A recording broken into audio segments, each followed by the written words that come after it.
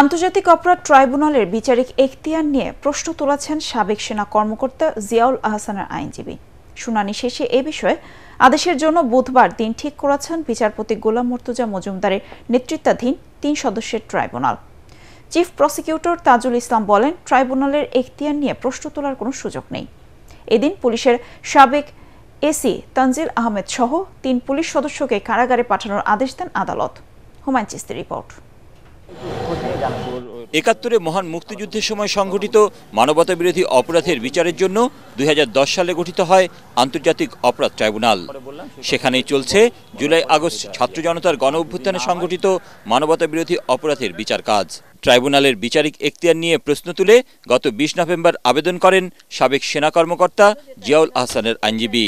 সোমবার শুনানিতে আবেদনের পক্ষে যুক্তি তুলে ধরেন তারা। এটা হচ্ছে যুদ্ধাপরাধ ট্রাইব্যুনাল। সংবিধানের ১৫০ ধারা আর্টিকেল ১৫০-এ এটা স্পষ্টভাবে বলা আছে কেন এই ট্রাইব্যুনালটা হয়েছিল। আমাদের যে 1971-এ যে যুদ্ধ হয়েছিল, সেই যুদ্ধের যে অপরাধী ছিল তাদেরকে বিচার করার জন্য এই ট্রাইব্যুনালটা গঠিত হয়েছিল। এখন যে বিচারটা হচ্ছে সেটা হচ্ছে জুলাই আগস্ট। এটা হচ্ছে একটা পলিটিক্যাল বিষয় ছিল, এটা কোনো যুদ্ধ ছিল না, স্বাধীনতার যুদ্ধ ছিল না, এটা হচ্ছে একদম নিরেট একটা পলিটিক্যাল কনফ্লিক্ট। এই ট্রাইব্যুনাল হচ্ছে, আমরা বলছি যে কোরাম নন জুডিস, অর্থাৎ এই ট্রাইব্যুনালে এই মামলা পরিচালনা করার কোনো ক্ষমতা নেই। চিফ প্রসিকিউটর তাজুল ইসলাম বলেন, ট্রাইব্যুনালের এখতিয়ার নিয়ে প্রশ্ন তুলে আসামিপক্ষ যে যুক্তি উপস্থাপন করেছে তা ভিত্তিহীন। তারা সরকারের বৈধতা চ্যালেঞ্জ করেছেন, এইটা এই ট্রাইব্যুনালের বিচার্য বিষয় নয়।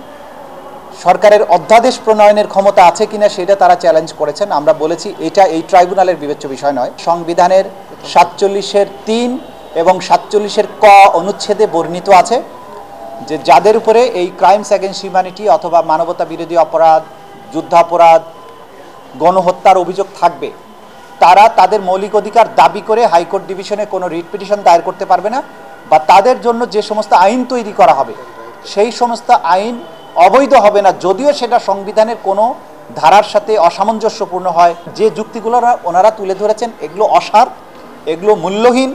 এই পিটিশনটা মূলত করা হয়েছে মিডিয়া অ্যাট্রাকশনের জন্য, সেটা আমরা বলেছি, এবং আমরা আবেদন করেছি আদালতের কাছে যে এই পিটিশন সামারিলি রিজেক্ট করে একটা দৃষ্টান্তমূলক পানিশমেন্ট দেওয়া উচিত তাদের। এদিন ট্রাইব্যুনালে আনা হয় বৈষম্যবিরোধী ছাত্র আন্দোলনে হত্যা মামলায় গ্রেফতার পুলিশের সাবেক AC Tanzil Ahmed, police constable Akram Hossain ও হোসেন আলীকে।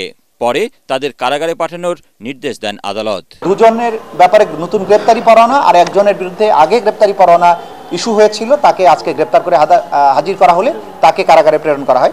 এদিন নিঃশর্ত ক্ষমা চাওয়ায় আদালত অবমাননার অভিযোগ থেকে দৈনিক কালবেলার সিনিয়র রিপোর্টার আলী ইব্রাহিমকে অব্যাহতি দেন ট্রাইব্যুনাল। হুমায়ুন চিস্তি, এটিএন বাংলা, ঢাকা।